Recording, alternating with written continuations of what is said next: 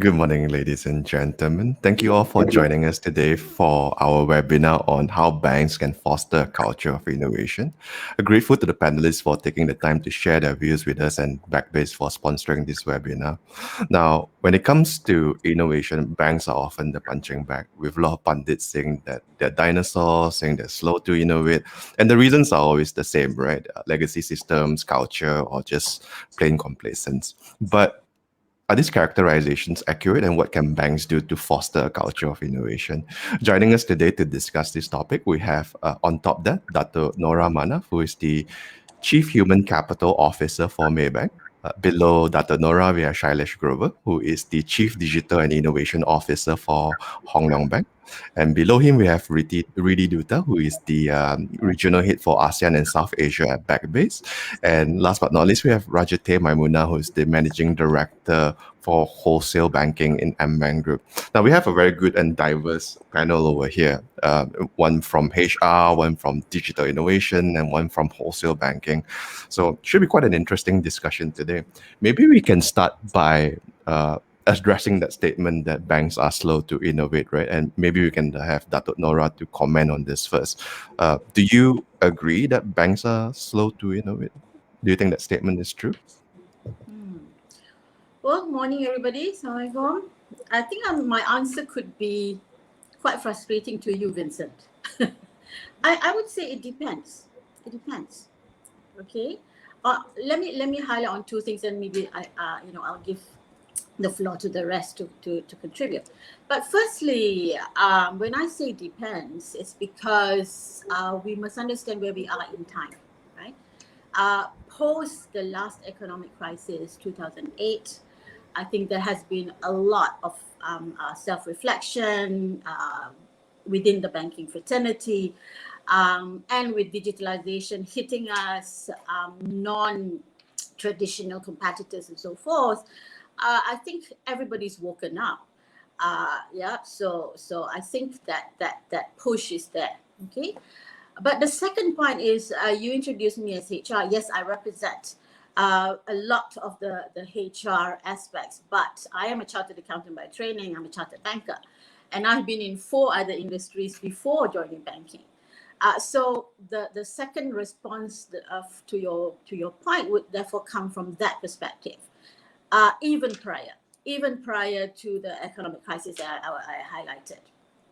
I was in semiconductor, I was with Intel, I was with telecommunications, right? Had partnerships with a US Baby Bell company, right? US West, British Telecoms and so on. So I've seen that side as well. And it's not consistently innovative in within the culture of the organization. It's predominantly driven by pockets. So you could be in a situation where you are in a sea of inertia, but you've got little islands of zest and energy. So that would be my comment, Vincent. I hope I've not detoured the conversation right at the very beginning.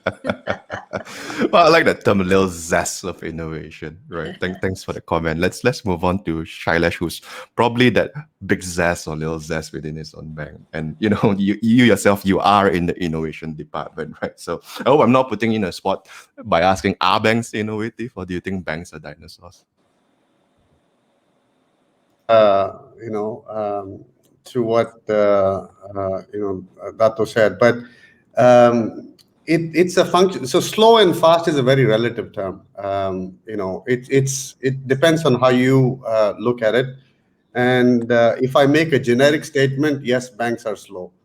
If I make a specific statement, then depends on what does that mean for a specific market, for a specific regulatory framework, environment, maturity of.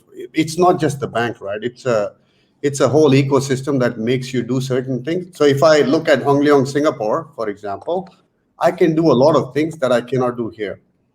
If I look at Vietnam, I cannot do a lot of things that I can do in Malaysia.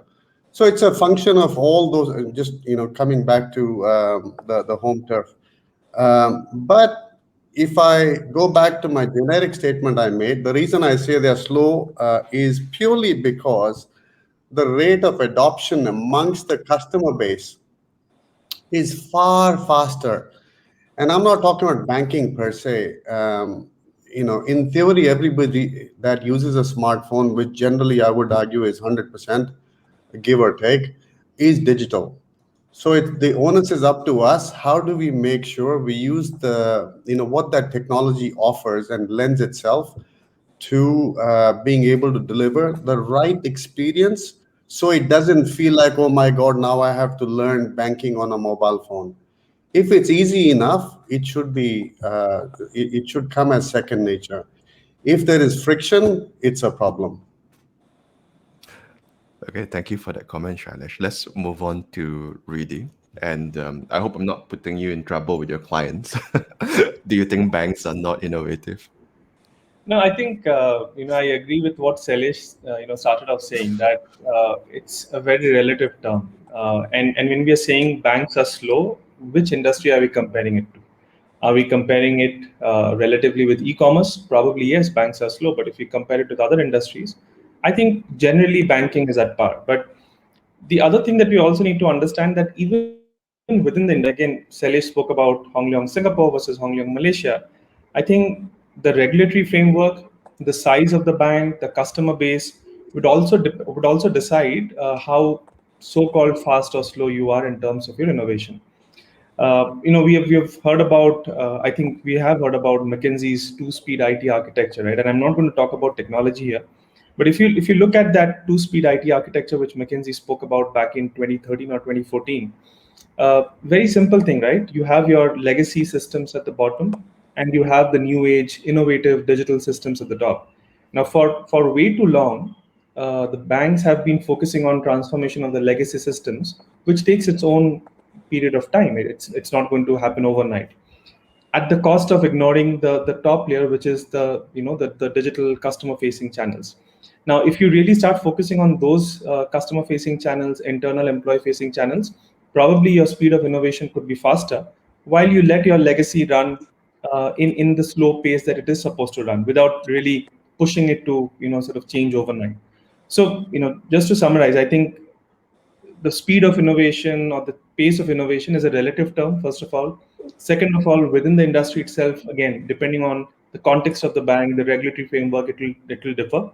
And then more from a technology perspective, where are you focusing on? Are you focusing on customer experience, or are you focusing on legacy modernization?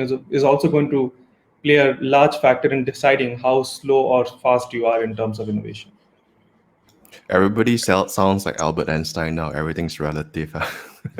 let's, let's move on to Rajate. Rajate, what are your comments on this statement over here?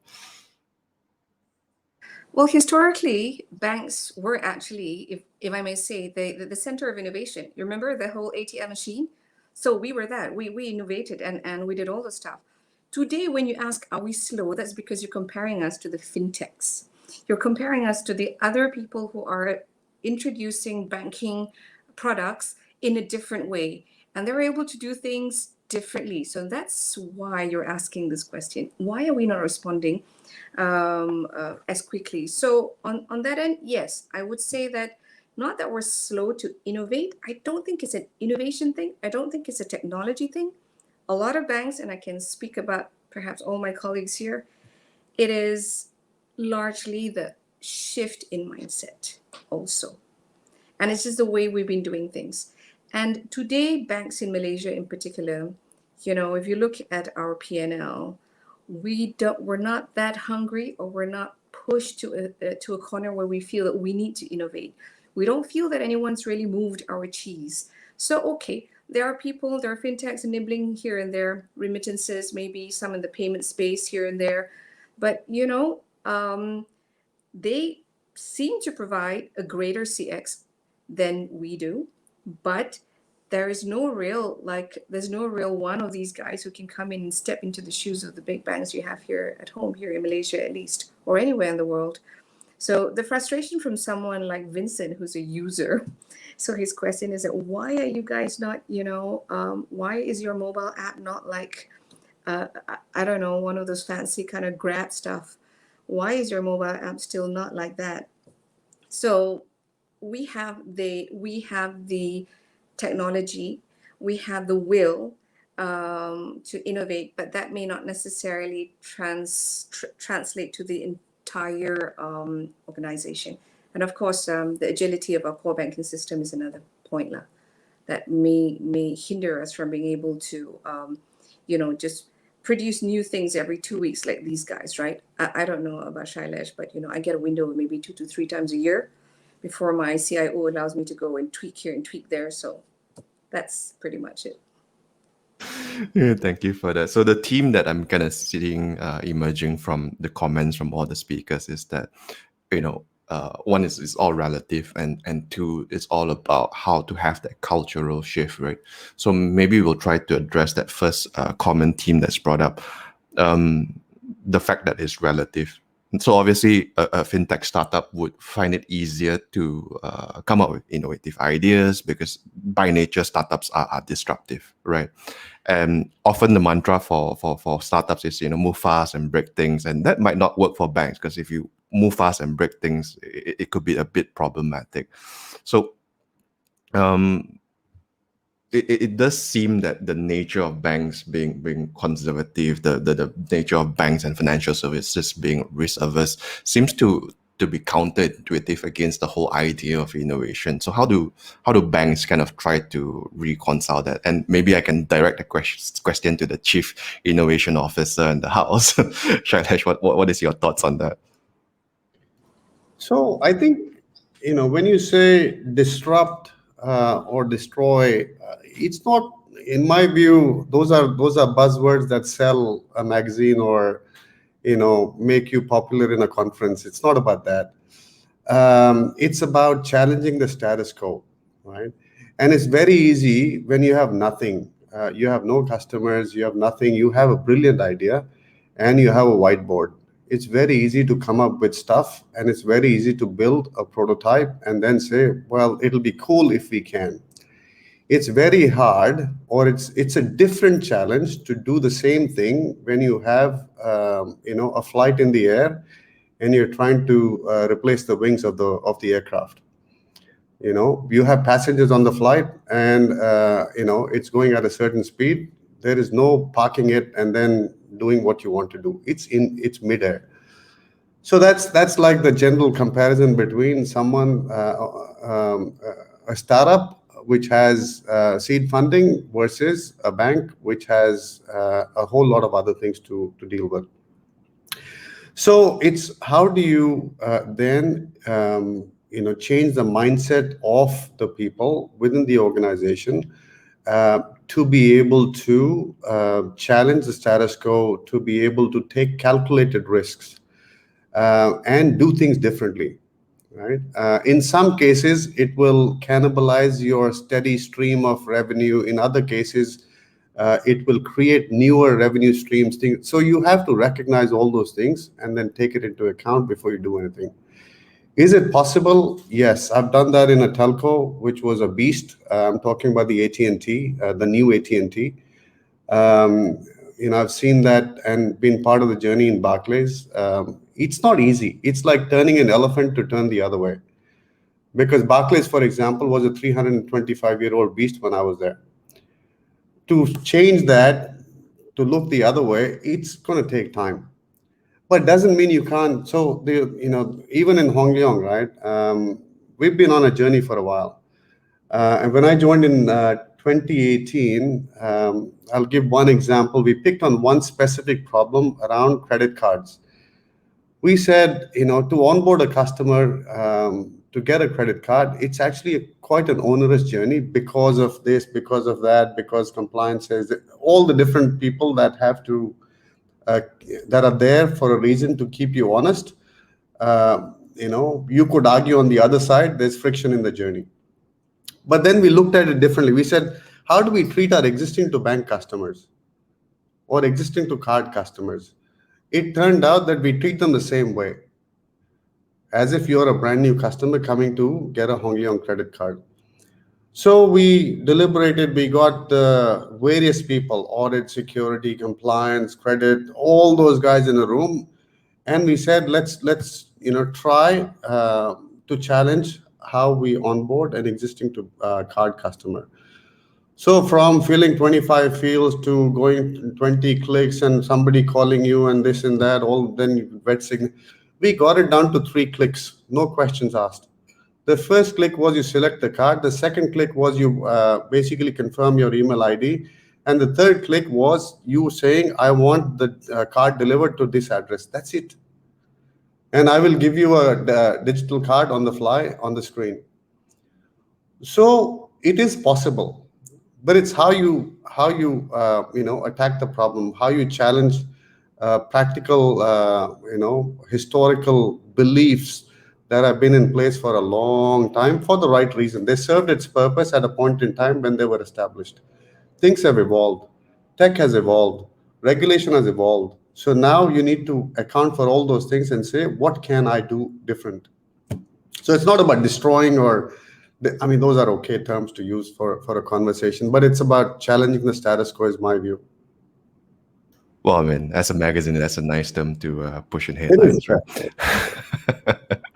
So I guess, one follow-up question that probably I might want to direct to Datuk Nora, because we spoke a lot about culture and how to create that kind of culture. And I think culture is a big part of what the role of human resource and human capital is, right? And there are questions from the audience asking about how do we actually bring that mindset shift? How do we accelerate innovation? And I'm directing it to Datuk Nora, but of course, the rest of the panelists are welcome to chime in. I'm sure everyone has views on this as well. But maybe we can have Datuk Nora to speak on this. But how do you bring about that kind of mindset shift, especially when the organization employs several thousand people, right? It's easy to change the mindset of 5 people, but if you have 5,000 people, that's a whole different ballgame. So how do you go about that in Maybank, Datuk Nora? You mean 43,000 people? 43,000, yeah. I mean, 5,000 is just a hypothetical number, kidding. but of course, Maybank is way bigger than that. I'm just pulling your leg. Well, when the challenges are seemingly insurmountable, yeah, I mean, it's a. If it were that simple, it would have been done immediately. So, it's just a lot to be done. Okay, hence, for me, right, and what we've been able to do is to focus on ensuring that the leaders, because culture is a big word, and people like to throw culture under the bus for every issue and every pain, right? And for me, it's the environment that you create. And Gallup, all the good research tells you that the manager or the number one or the top or the leader, supervisor, if it's right down in the organization, you can create the culture. You can influence the environment, and you must, right? It is necessary today. So what we've used is that, really, right? Make sure you have the right leader, make sure you have the right person, so that person then takes ownership to clear the path for anything that needs to be done, right? And what we've discovered is by doing that, right, initially in pockets, it just grows, right? People look at on the other side of the floor and say, why are they having so much fun? Why are they being recognized? How is it that they can do it, right? And then it just catches on, right? And we know we are connected, all right? Our COVID's just reminded us. It's not it's not that COVID's created a situation where humans are connected. We have been connected, and that's not been utilized well enough. So to your question, it can be done. Don't throw culture under the bus. You can create an environment. You can ring fence if you have to, right? And just drive it, and then it catches on. And we really need to look at this right now. But I'd like to quickly weigh in on the earlier point and expand on it a little as well. When we talk about innovation in banks, I think it's important for us to understand that yes, it will be a situation where we are slow and arrogant, if you like, right? If we do not quickly resolve pain that the customers have, right? So again, right, without having to come up with a major, transformation plan, what you do is focus on the pain points and and solve it. That to me is innovation, and that's something that we all need to do today, include, because the fact that we have to create new roles. And I'm going to push this, because it's well and good to say, less footfall, and let's close brick and mortar. I'm not going to chicken out and say, okay, I'll get my bonus, right? Because if I cut 10,000 headcount, everybody's going to pat my back, right? Investors, analysts is going to say good job, right? But there are 10,000 people on the street, so no way, Jose, right? That's old. That's an old solution. Been there, done that, right? So that needs innovation today as well. So it sounds Thanks. like a lot of reskilling and a lot of other aspects to consider when you move on to a lot of these new things, right? Okay, let's move on to the other panelists. Does anyone else want to chime in on this topic of how do you actually drive that kind of culture internally? I almost say eternally, which I guess is not a bad thing, but internally is what I meant to say. Isn't, Yeah, go I ahead. think it had to start top, at least from the experience I had over the last 10 years. And that was from the board, at the board level, because most of the people who sit on the board, collectively, they're about 500 years old, I think. So that made it kind of challenging. When the journey started for me 10 years ago, some of them weren't even using smartphones. So you can imagine is that kind of mind shift that we needed to address. So what I've pretty much done was brought in people who were clearly movers in this industry. Like I actually have this, what we call Technology Day. We've done this for over 10 years now, in Ambank for 4 years now, where we bring speakers from Ping An or, the Grab guy, or just sharing with our board members about the world out there, how things are being done differently. Because honestly, some of them, because they're not users. So when you're not users, you don't quite get what this whole disruption thing that people are talking about. So that has helped. And then you move from there down to the C-suites as well, because everyone's running at 100 miles an hour, trying to run their business, and nothing, if it's not broken, why are you trying to fix something that ain't broken? Especially if it's still yielding good results, in terms of dollars and cents. So why do you want to do something else? I think Shailesh mentioned this. Some lines of businesses are worried that if we were to introduce new stuff, that we could be cannibalizing our own businesses, or we could actually be isolating our existing clients who've been doing things a certain way. So the next round was also to get the buy-in of all the C-suites. So the culture change, and I think Datuk Nora said it really, it has to come from the top.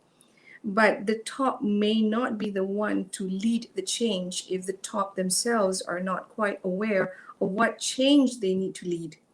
So within the pockets of organization, there'll be people like, Shailesh, and I would like to, so a few of us where I am, it is our job then to also to educate upwards.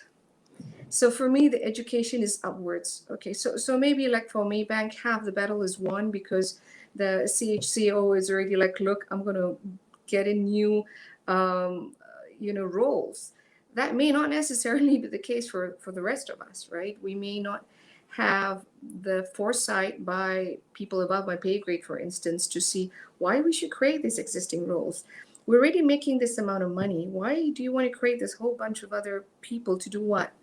So one of the things that I've actually tried to reiterate is that some of this is actually a defensive move, that if you do not change, you will actually become irrelevant and you will lose some of your very profitable business to the non-FIs, to the fintechs.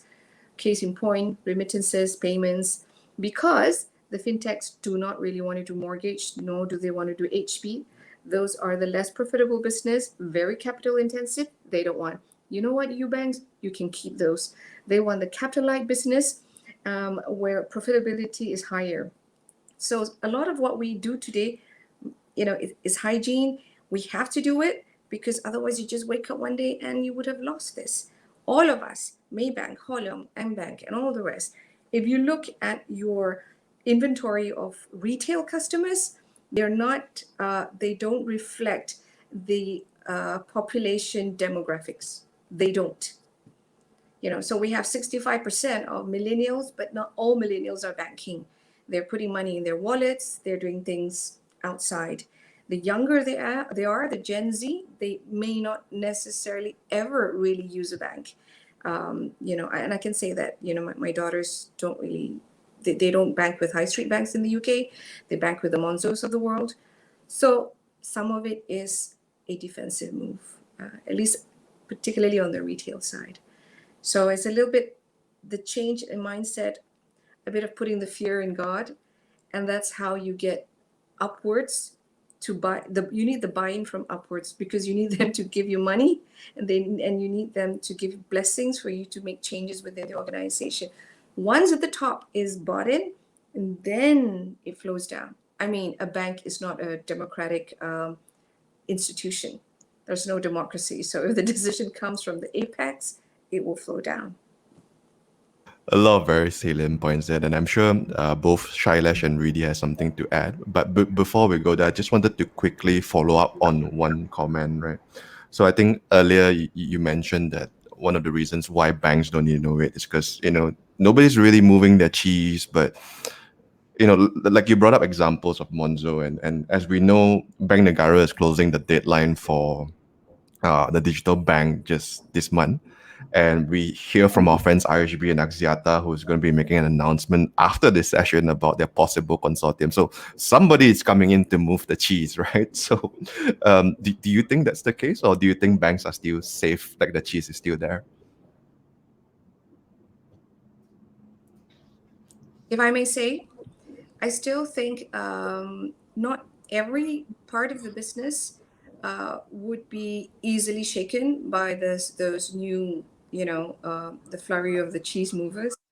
If you ask me, the big corporate businesses, the big wholesale businesses that I run, because my business is so diverse. I have SMEs right down to the big corporates. It's not going to change for the big corporates, the guys who run billion-dollar type of businesses who use our investment banking products. I don't think so.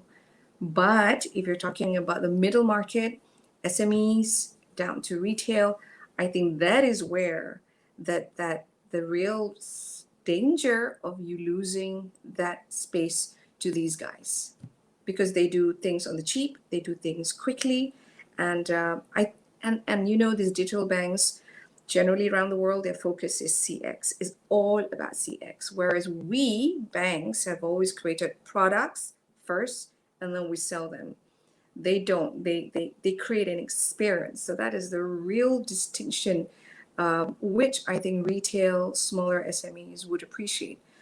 Not so much the big corporate guys, because you have RMs for each of these big corporate guys. So that's not the space they will be in. So your bonus is still safe for the foreseeable decade, huh? For my big wholesale business, yes, but I don't think the middle market is safe. I kid, anyways. So Shailesh, you wanted to add something as well? Oh, I think on the cultural piece, the way I see, driving some of the changes that, for example, we are trying to do within Hong Leong Bank. It's it's a combination of a few things, and my fellow panelists have mentioned a few already. But in my mind, the first one is creating an environment, and that's a combination of infrastructure, which could be physical space, things like that, making it a fun environment. The other is tools, which is the digital tools that are required to collaborate, to do various activities that lend themselves to creating the right experiences. Even things like design thinking, one is we talk about design thinking, agile, all those things, and confuse the heck out of the workforce. The other is you show how it's done. You bring the right tool at the right point in time without branding it A or B or C. And then people practice it and then they realize it's actually not a big deal. You can actually make it happen. So by doing is the right way, in my view, where you can, start small and then, scale the infectious nature of those kind of tools across the organization. The other thing we do quite regularly for every single journey, whether it's the wholesale business or the retail business or Islamic, whatever it is customer immersion sessions. So we don't start anything without starting with the customer. And I'm not saying starting with the customer for the sake of this discussion. We talk to real customers. We talk to customers. We look at how they, and this is not just Hong Leong customers.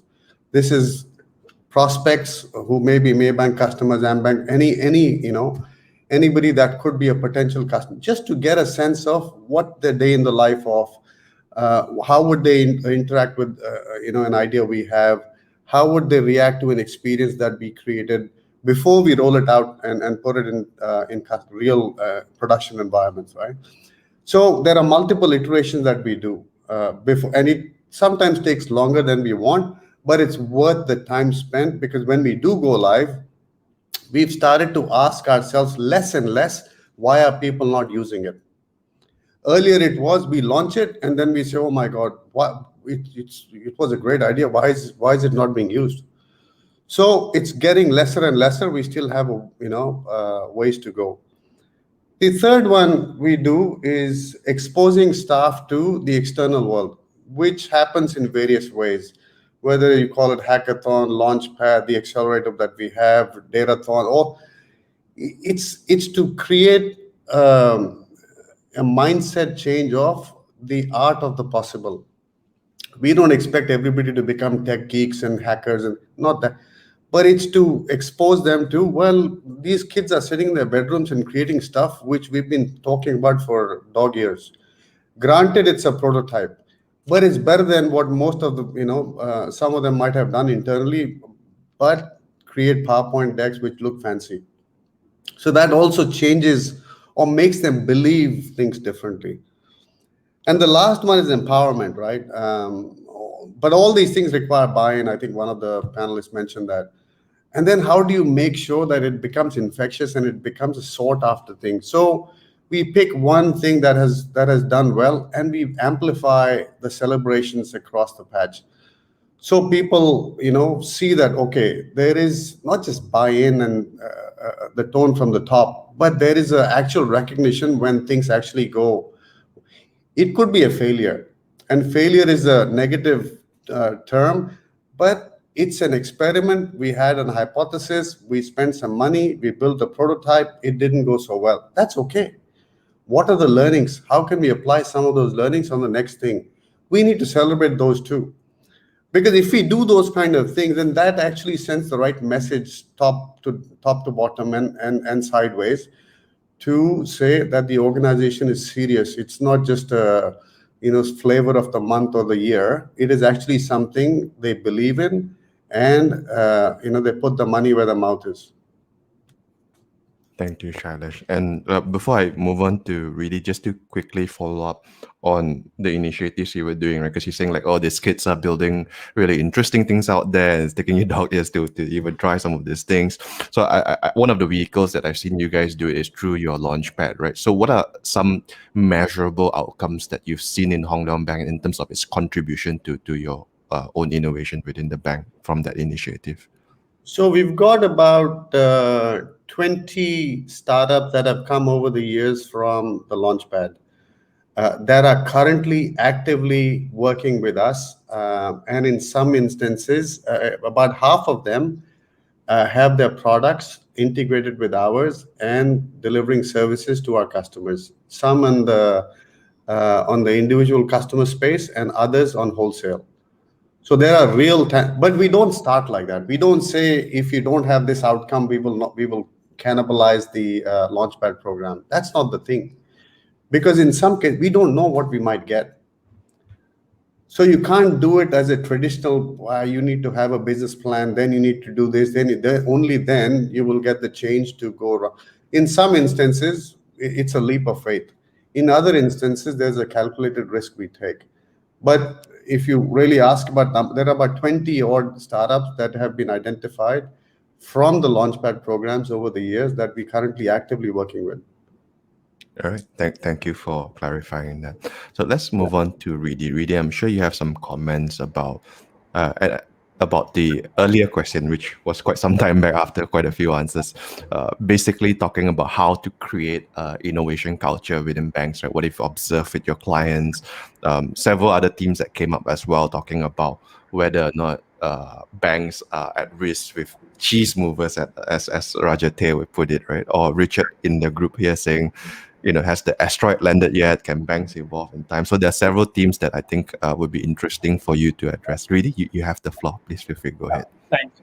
No, so as you mentioned, Victor, very good comments that came out earlier. I won't probably talk a lot about the culture because Shailesh, Rajate, and uh, Nora are probably more versed with that. What I'm going to talk about is the process side of things, and I think Rajate spoke about and let's say a Monzo doing better in terms of CX compared to a traditional bank because traditional banks are focusing more on products.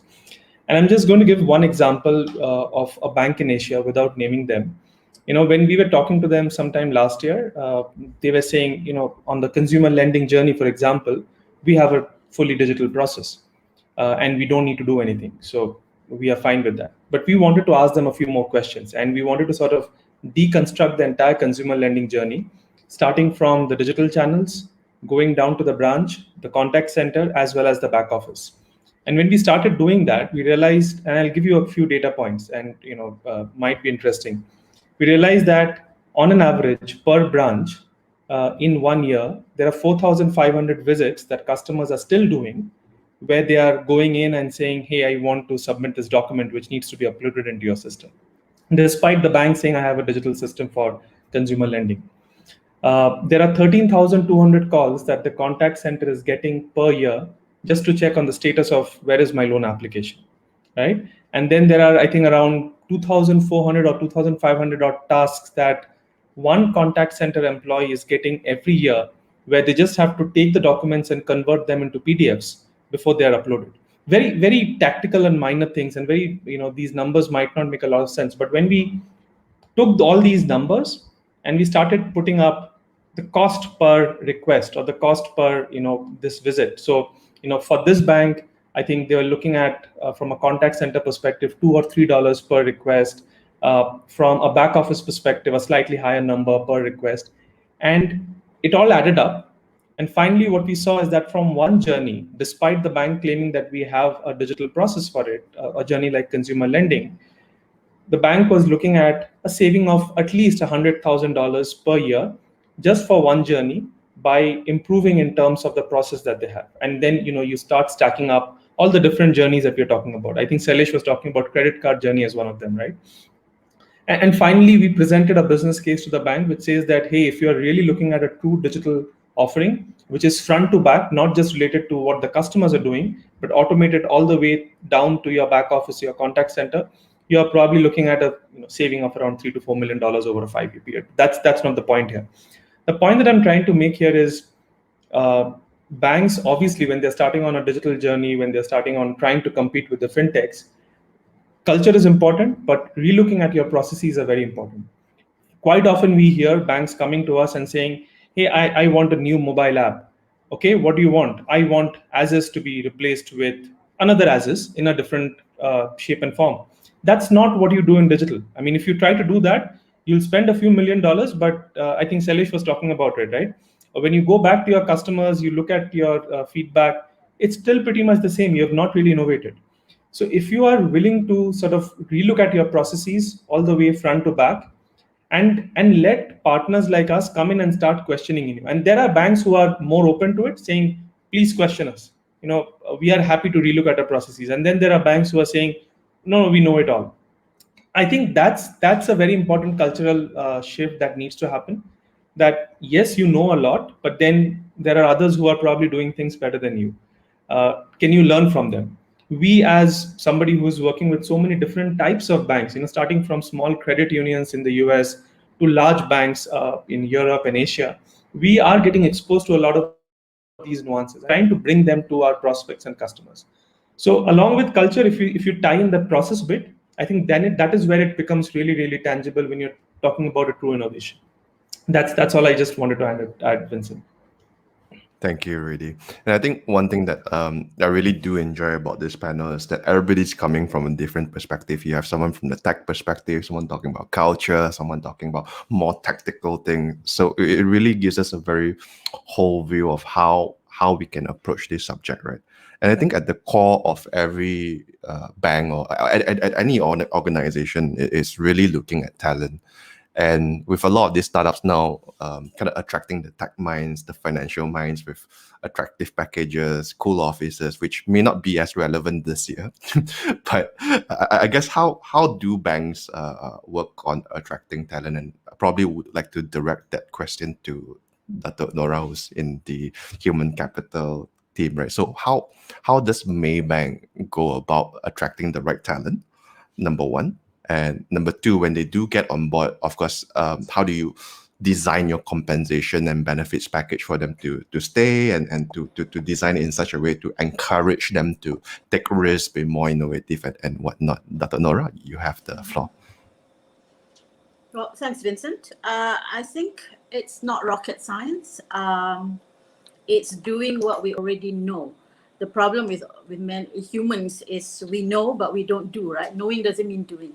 So what we've been actively doing for a few years now, not just today, right, is actually to truly believe and execute on diversity and inclusivity, right? To us, diversity and inclusivity is not just a buzzword because everybody is already, and good. Everybody's on board on sustainability and so forth, right? It's not a trendy word for us, right? For me, especially from a group human capital standpoint, and I'm accountable, of course, with my colleagues, but I have to take the lead as far as people policies and processes and tools are concerned and solutions.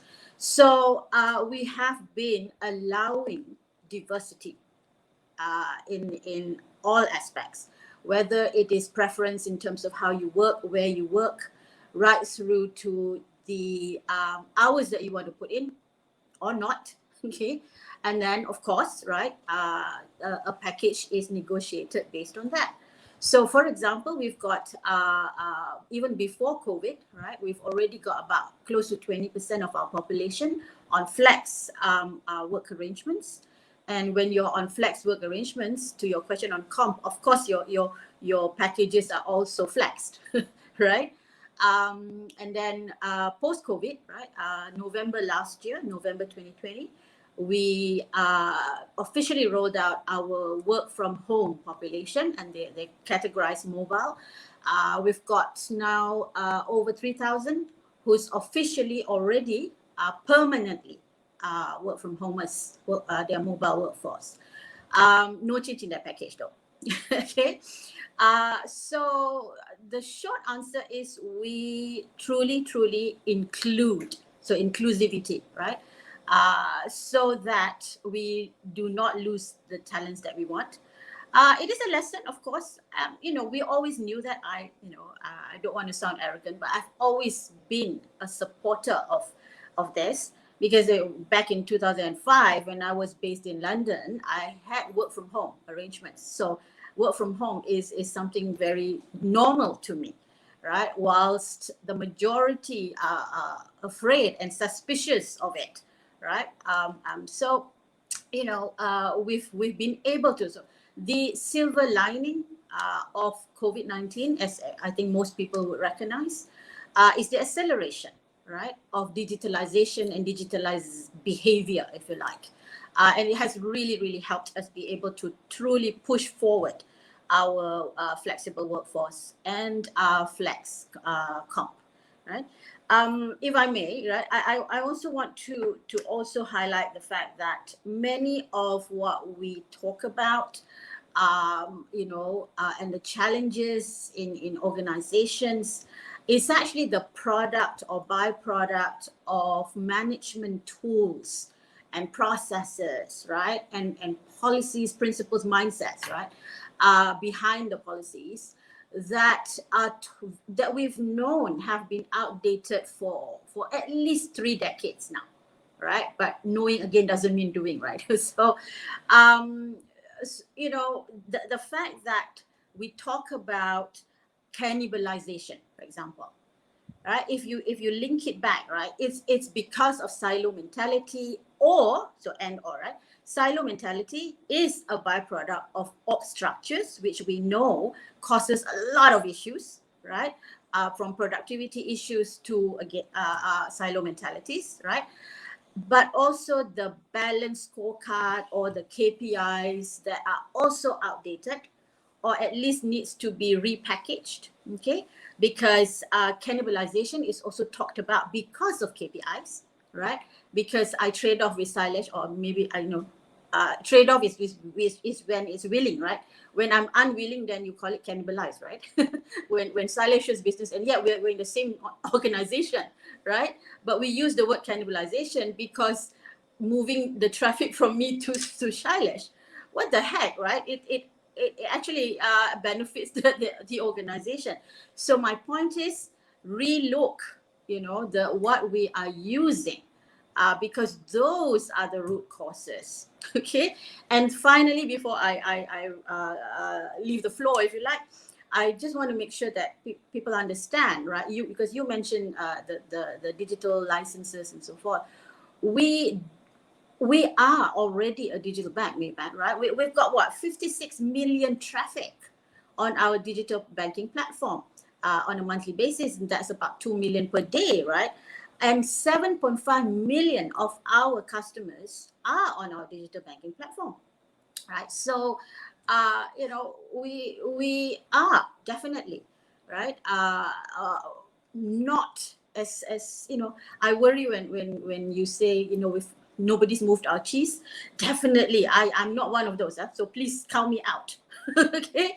I am on crisis mode. We've been on crisis mode at least for the last 7 years, I think. Okay, so definitely acknowledge that we may wake up tomorrow and be Kodak, if you like. Okay, thanks, Vincent. So, Dr. Nora, you are defender or guardian of the cheese, yeah? Keeping a close eye on that cheese.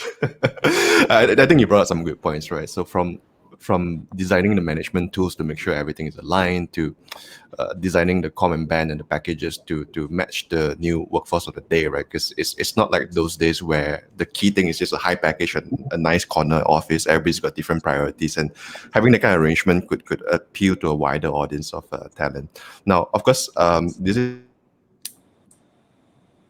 I'm sure everyone has some views on it. So maybe before I move on to the next question, if anyone has anything to add about attracting the right kind of talent to your organization or your team, please feel free to unmute your mic, and then I'll bring you up to the floor. So Shailesh? to add to what Dato said, right? So I'm not going to repeat some of the things she mentioned because I think they were all spot on. But just to add to that, there are a couple of things that we are trying to do different, because the kind of talent that you need is now a blend between banking experience and completely non-banking. So, for example, majority of my team is are people that are from a psychology background, which has nothing to do with banking, you could argue. They come from startups, fintechs, or big techs. It's a mixed bag. Some are from Unilever. So, and there's a reason why. It's not to suggest that banking experience is not important, but you need some different thinking. You need a different set of eyes.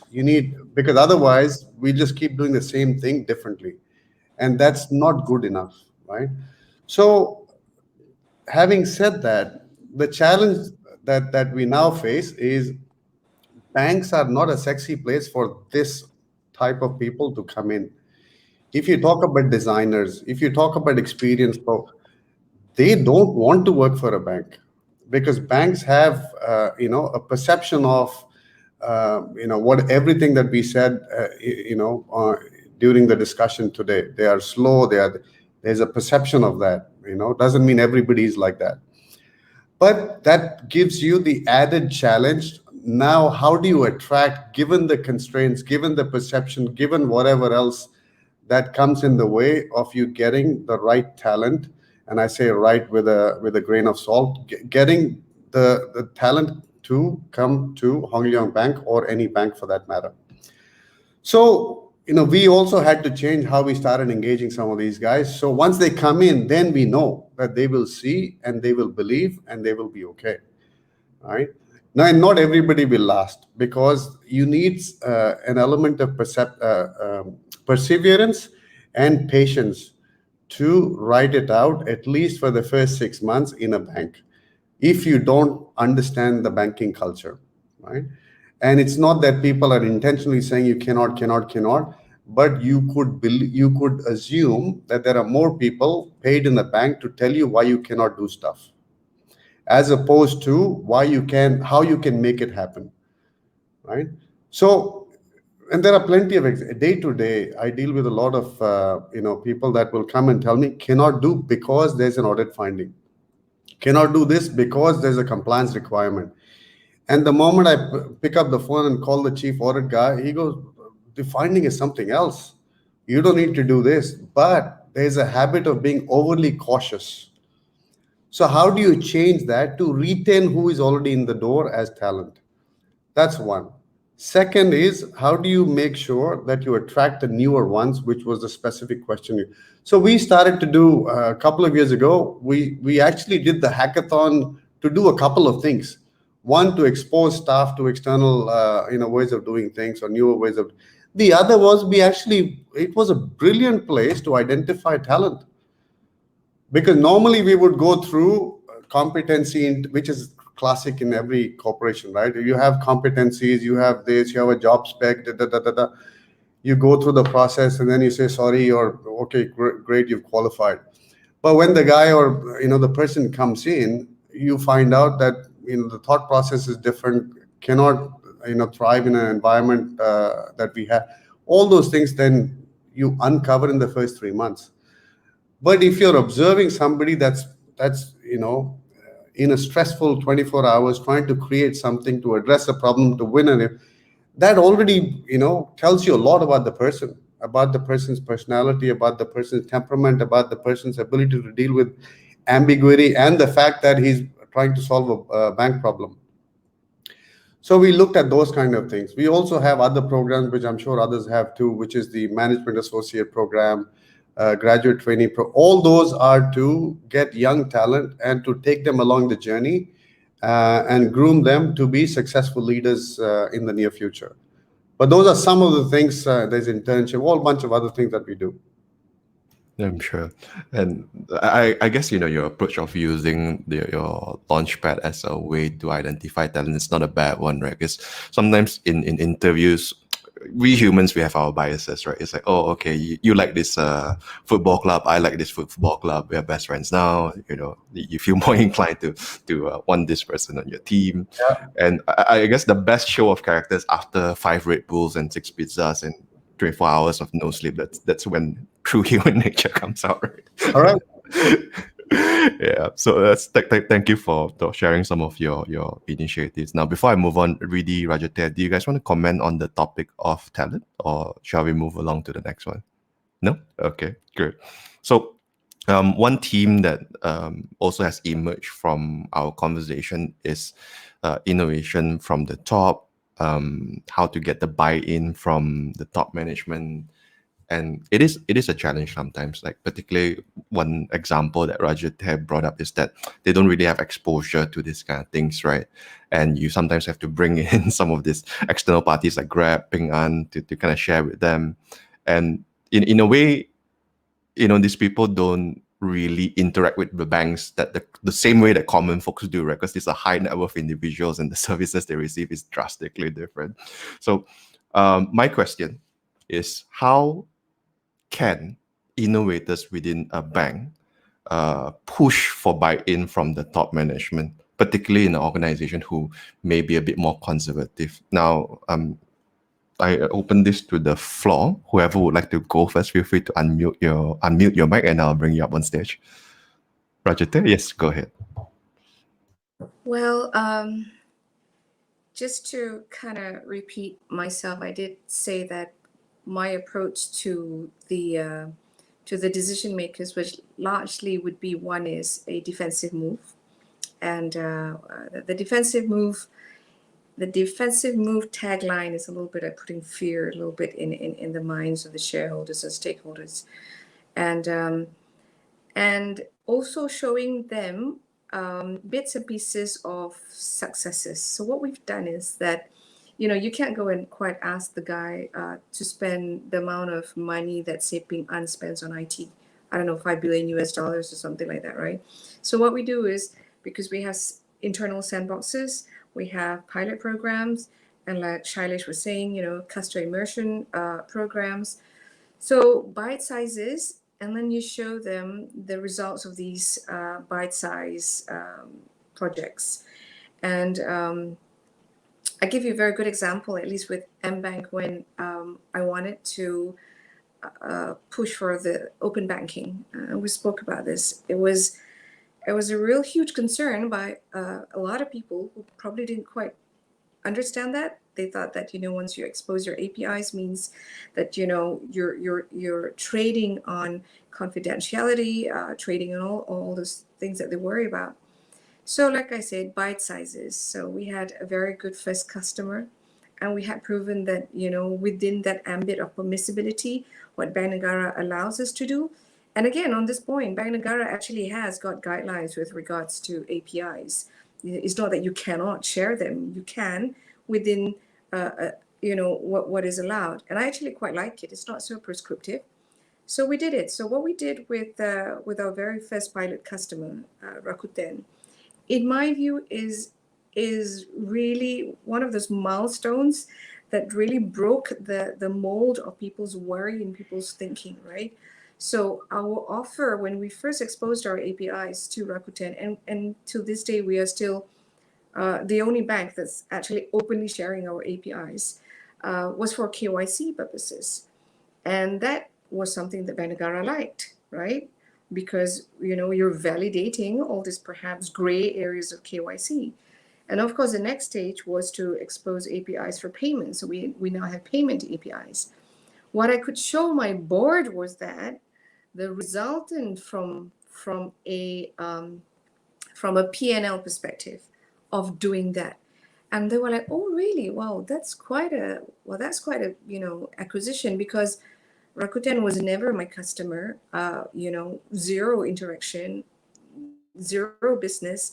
From that to, because my competitors are here, so I won't say it, but the returns on that was, for every dollar that we put in, the returns were so much more than our usual capital intensive kind of business, you know what I mean?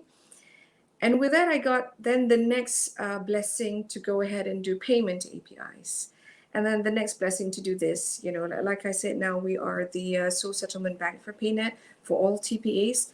Again, that was it. I don't think with this wanting of technology, because technology is out there, you can buy. There's people at Riddhi, right, that can build stuff for us.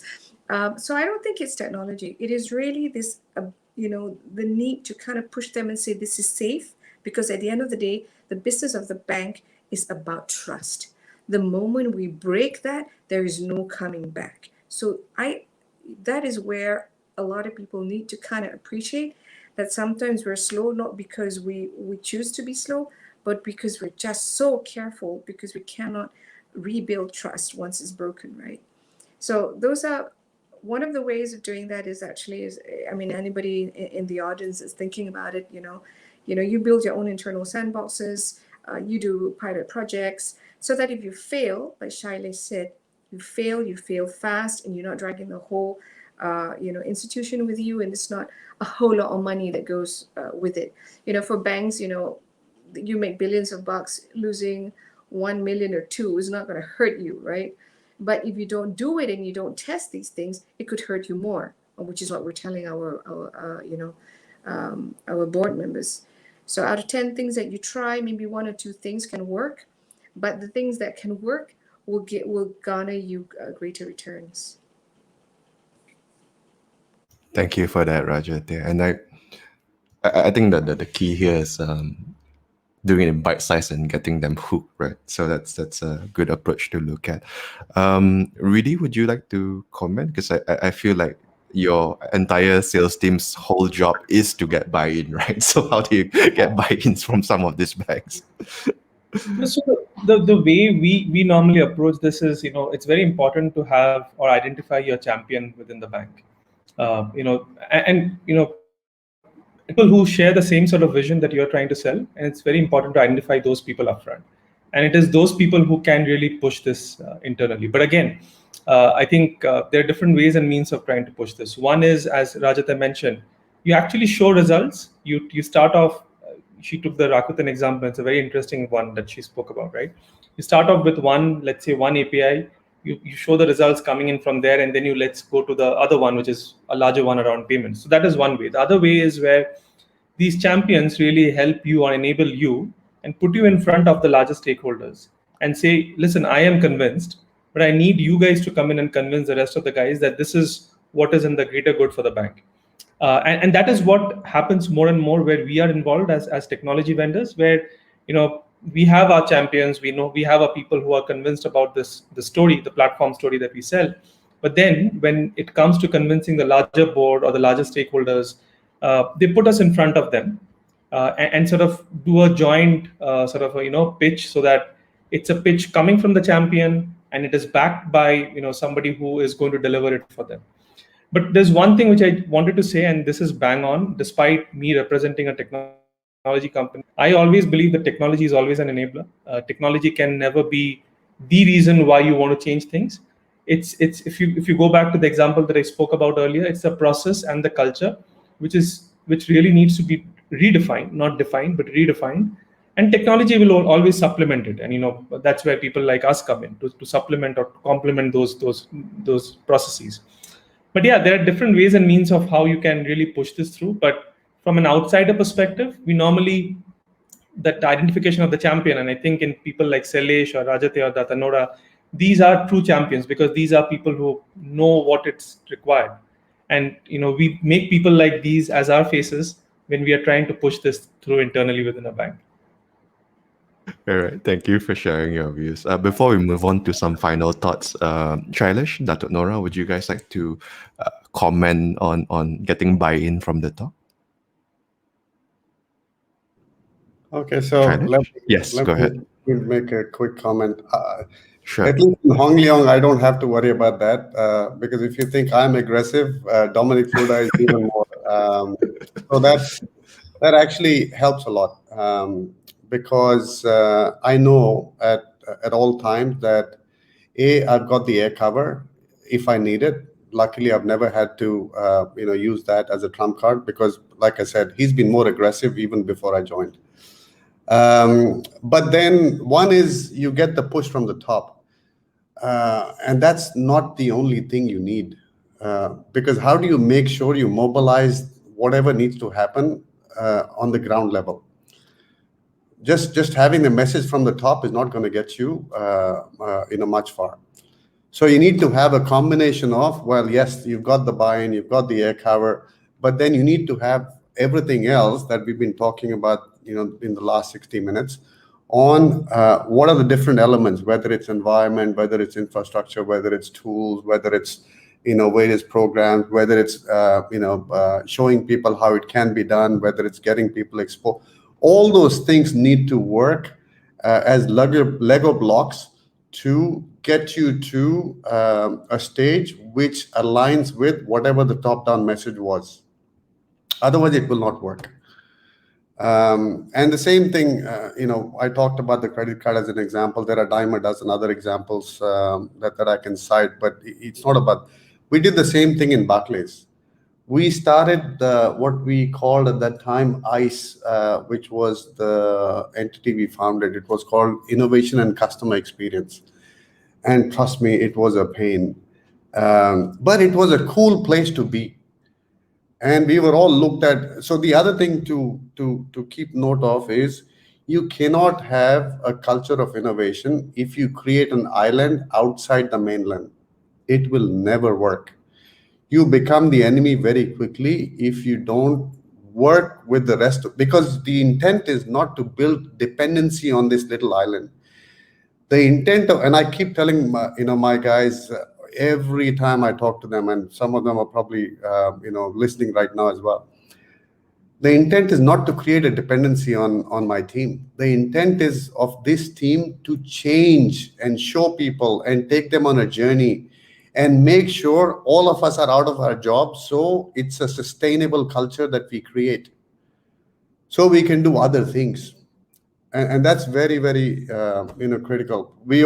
There are many banks and other bank-like entities that have created these pockets of island, and you can see the frustration in the rest of the organization. They hate them with a passion because they are seen as the poster child. They get all the sexy stuff. They get all the ping pong, all that stuff, right?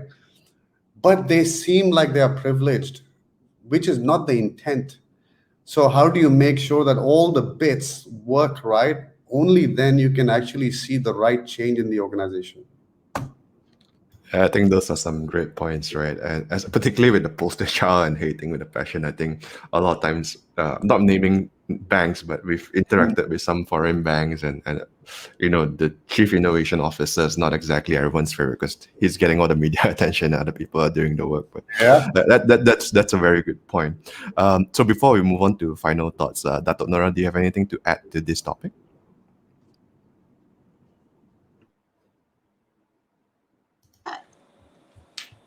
Can you hear me? Yes, we can hear you now. Okay. No, I just want to underscore what Shailesh said. It's a bitter lesson learned.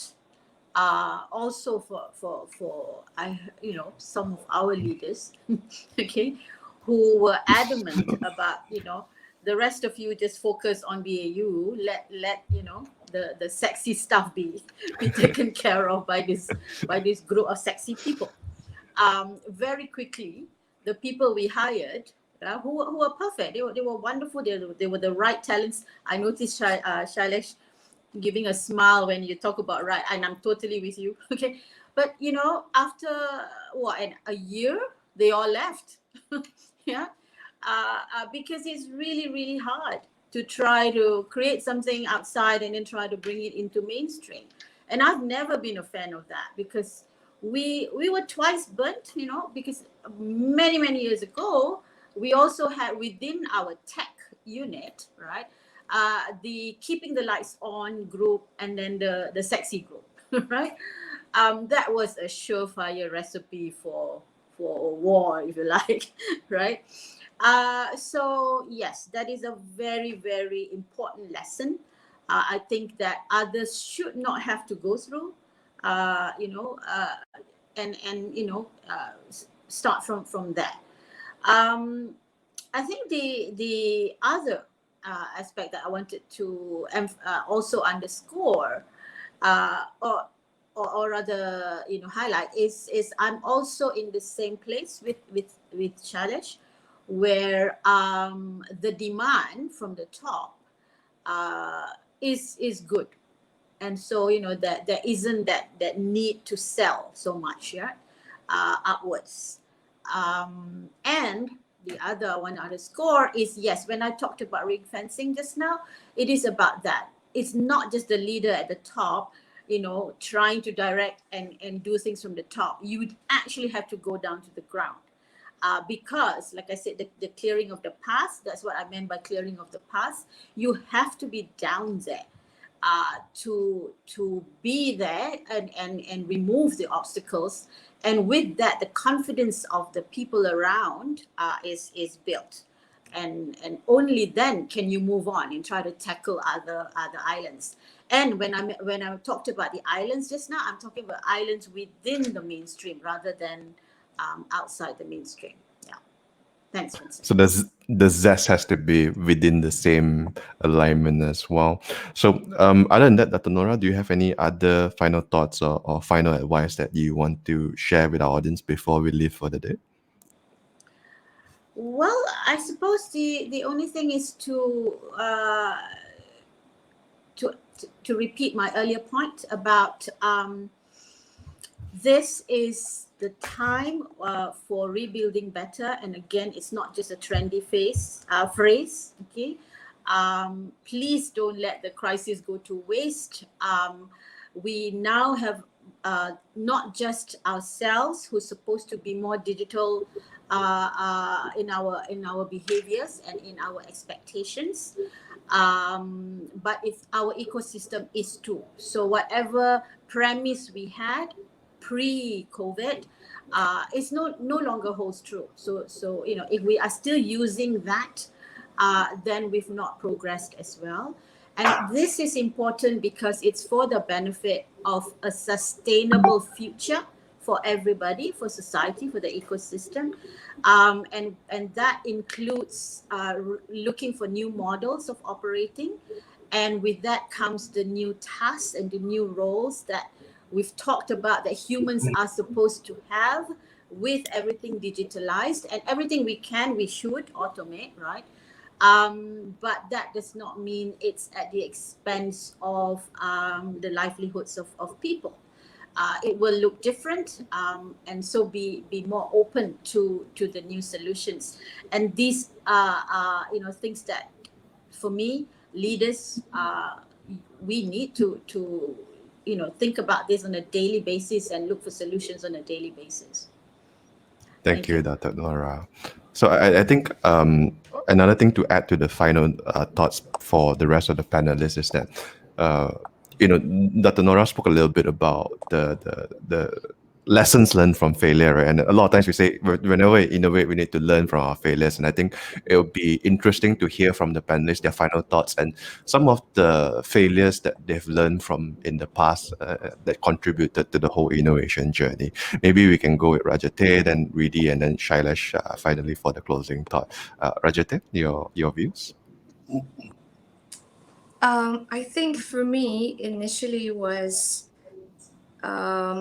before, maybe a decade ago, was the failure to communicate with the customers. So we would do product pushing. And at that time, the word kind of UI, UX didn't exist in banks about a decade ago. Well, we knew what it was, but we kind of like, we weren't driven by it. We were still driven by drafting products, and we were pushing products. So this was actually back 10 years ago. I was actually in Leong, and we built something. And after we built something, and you have what you call after that your implementation review, and then I think no one actually used it, couldn't quite sell it. And then we set up this customer immersion forum, and guess what happened? The product, after we got 20 people, 20 of our customers to comment, to test and all that, the product then looked 70% different than how we actually initially crafted it. That was a real wake-up call. This was, I don't know, 2011 or 2012. Like, you know what? We can't be building this stuff in isolation.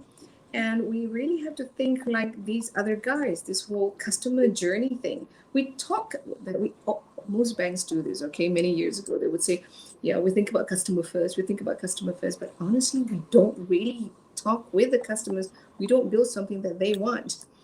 So in working from that perspective, then it was a lot more customer experience, user interface. Then the whole thing was pretty much a digital transformation, right? And the acquisition of customers that used to not, who previously weren't our customers, but with these new things that we could build, and then we realized that you could never know the pain points of a customer because you're not in that business. You cannot, as a person, know everything that you think your customer needs until you work with them. And that was when the whole digital transformation came to me. Of course, for me at that point in time, it was very challenging for me. I was in a Chinese bank running an Islamic franchise. At that point in time, it was so small, and everybody felt it was an incongruous thing, an Islamic franchise within a Chinese-owned bank. So we don't have a GLC parentage, nothing. So at the end of the day, it was all about service and what you could offer. So it bore out of. By the way, I was entirely an investment banker, corporate, and an Islamic banker, zero understanding of digital banking at that point in time. It drove me towards my own journey towards a re-education, a huge re-education for me, because unlike Shailesh, I wasn't a remotely tech, except that I'm quite a geek. I love all these things. I love gadgets and stuff. But it was to teach myself, and I had to go and learn. And the only way to learn was to hire people who knew things that I didn't know. So again, I also started hiring people who were not bankers, who were people from the telco industry, people from FMCG. I also hired people who were, I remembered hiring somebody who was working in Burberry, because she went through the whole Burberry transformation, and about teaching how to go from being, brick and mortar to selling things online, and immersing in a community that was so foreign to me. I was talking to young guys and I was hiring young people. That was a bit of a humbling journey. And that whole journey brought me to a world of possibilities. And from there, this is what I do with my people too. I tell my guys, please go out and see what the world has to offer. Just because you've been doing this way for 10 years and is yielding good results doesn't mean it's going to be good for the next 10 years, right? So it is that whole, I would ask people on the floor here, I guess everyone's here are already a believer, but the constant re-education, the constant re-engineering, and you must allow your people to have access to that as well. Access to the world outside, our current world. I also made the mistake of initially thinking that building an island would have been great because everybody in this box cannot think out of the box. So I'm going to either burn the box down or build another box. So that's what I did. I hired completely a whole bunch of people who had nothing to do with banking. While they were so brilliant and they could, build rockets to go to space, they had no appreciation of risk, compliance, and they got so irritated after 2 weeks if we tell them, oh no, but you got to get CCO sign off, you need to get risk sign off, and they were like, if it's going to take me 6 months to roll out my product, I don't want to be here. Exactly what Datuk Nora said. So suddenly I had all this bunch of clever guys who are like, bye. And something simple like, I don't want to use your HP, IBM thing. I want to use Macs. We were not on Macs, stuff like that. It was little things like that felt that there was some incongruence.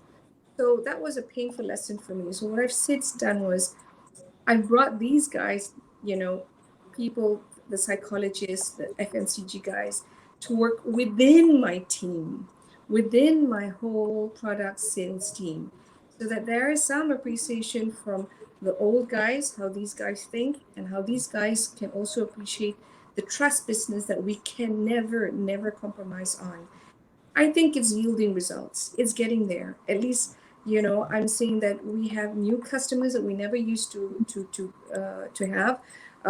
I host a number of e-wallet providers in this country, and that itself to me is a major acquisition and a major mind shift for my guys, because I'm positioning ourselves as an infrastructure bank to these guys. What does that mean? What do you mean infra? Because banks used to put ourselves in the center of universe. Now I'm saying you're not the center of universe, you're just the infra behind the e-wallet guy. It's their customers, it's not yours. And quit talking about wanting to acquire everybody's customers. It doesn't matter, it belongs to someone else, right? So those mind shift and the immersion, exactly what Datuk Nora and Shailesh said, we kind of need to build within. It is a bit of an evolutionary process. Rather than putting a whole bunch of spacemen on a different, I truly believed in that. I said, I have this big cruise ship. Actually, I presented to Tan Sri Kwek Leng Chan before. I showed a picture of a big cruise ship. I said, I'm going to put all these young guys on this Explorer motorboats. That was my thinking 10 years ago. Didn't work. So bring them back onto the cruise ship. And then what we do is we're going to make this cruise ship go faster. We're going to make it sexier, and then we're going to go to places together, as opposed to sending out, what I call these explorer boats. So that's my journey. I hope you guys. Thanks for. No, for sure. Thanks for sharing your journey with us. I think those are some good lessons to be learned. Now, I'm normally quite conscious on time, and I apologize that we've ran a little bit overboard today, but there's just so many captivating points that I didn't want to cut anyone short. But yes, let's move on to Riddhi. Riddhi, do you want to share with us your closing thoughts, some lessons, failure lessons that you've gone through in the past? Yeah, I'll keep it very short. I think coming from a technology vendor, the background that I come from is also a very strong banking background, and I was always learned to sort of sell products. That this is a lending product, this is a cards product. What I really love about my current organization, and I'm not boasting, is that this is not a banking company. So Backbase is more of a technology company where we are focusing more on journeys, on what any customer would like to do. It need not be a banking customer, right? It could be, and that's where if you look at within Backbase, we have people coming in from very diverse backgrounds. People who have done marketing with companies like Adobe, people who have done worked with companies like Grab, and that just adding on to what Rajat said, right? This is where the diversity comes in, where banking is the bedrock. We have bankers, we have ex-bankers in the company, but the real differentiation comes in terms of, are we thinking end to end about what a customer wants, starting from prospecting all the way down to servicing and cross-selling and upselling. And that is where the experience of the journeys that I'm talking about, the life cycle comes in more handy. And today, I think whenever I'm talking to a prospect, whenever I'm talking to a bank, my discussions are more oriented about, okay, this is what a customer journey would look like, and it could be for any product, for all you might say, compared to probably 3 years back, where I was just thinking about, okay, this is how a lending product should look like, or this is how a cards product should look like. And that is where I think banks are also focusing more and more on, in terms of focusing on customer journeys, customer life cycle. It could be any product, but again, the important point is how do you engage these customers across their life cycle. So I think that's been my learning, and the more I talk to banks and bankers who are really innovating, the more I get to learn. So yeah, that's all that I wanted to add as a closing comment. Thank you, Riddhi. Last but not least, Shailesh, your closing comment and maybe some lessons from failure that you've learned in the past. So I think I'll just use an example to talk about. So I joined the bank after a telco, and I'm not a qualified banker, whatever that qualified means, right? But now I know enough to be dangerous. As in, I'm not an expert, but if you ask the right questions, you manage to make some progress.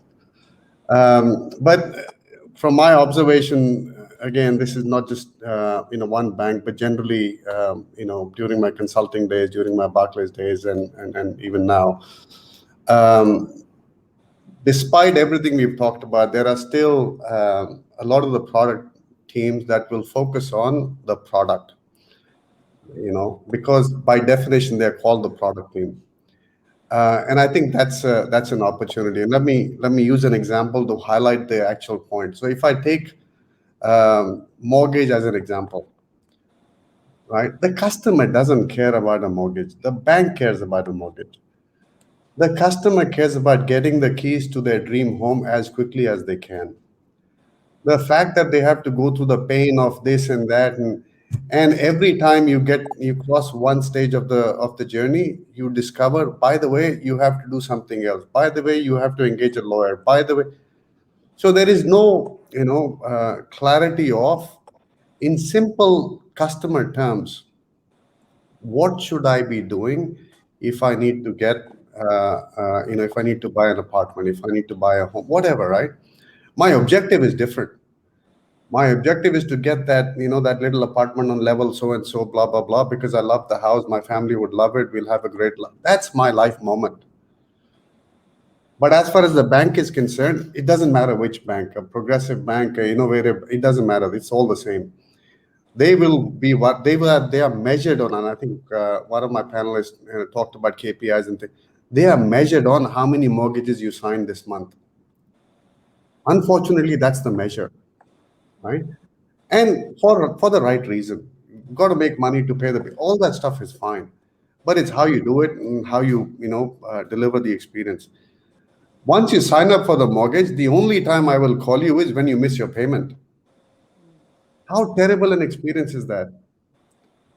I will never, acknowledge, blah, blah. I will never say, do you need any home improvement? Do you need any? Nothing. You miss a payment, you will hear from me. And that's the difference between, inside out, as in a bank thinking about a product centric, versus outside in, which is the customer thinking about getting a home. Mortgage just happens to be an inconvenience that he or she has to go through because he or she doesn't have enough money. And banks play a role to extend that in the time of need. But you could do it in a much, much pleasant way when it comes to experience. Going through the emotions or understanding the emotions the customer goes through, depending on type A, type B, type, whatever those types are, that each bank would classify as a segment or a target, whatever, each of them call. But that's the thing, right? So there are lots of learnings along the journeys. I know it's really too late, but one thing I did, which was customer immersion way back when, that was my first customer immersion session that I conducted, where we gave product teams and the product GMs mug shots of customers, real Barclays customers, real customers. We took them offside, we gave them mug shots, we put their age, and we said, what do you think is this customer's wants and needs, the life in this particular? And you will be surprised, 100% of them were wrong. 100%. Because of the biases that they have. Because after they created the profile, the persona, they said this is probably blah, blah, blah, blah, blah. We actually got the customer, the real one, and said, now you can talk to the guy, interview the guy and understand. 100% failed. So there is a lot to learn by walking in the customer's shoes, talking to real customers, understanding their day in the life of. And it's across the customer continuum, whether it's a sole prop, whether it's an individual customer, whether it's a corporate. They all have things that most banks don't understand. So it's important to walk the shoes and then come up with what makes sense to offer as an experience. Thank you for that, Shailesh. And again, apologies to the panelists for running late and the rest of the audience. I hope you guys enjoyed the session. I really struggled to decide whether we should cut it off or not, because I think there's a lot of important points that were brought up, and I really didn't want to miss any of the points. But again, thank you for tuning in. Special thanks to the speakers for sharing their insights with us. And with that note, it's a perfect place for us to end this session today. Have a good evening, a good rest of the day, and stay safe out there. Thank you for tuning in, guys. Take care now. Bye-bye. Take care. Thanks.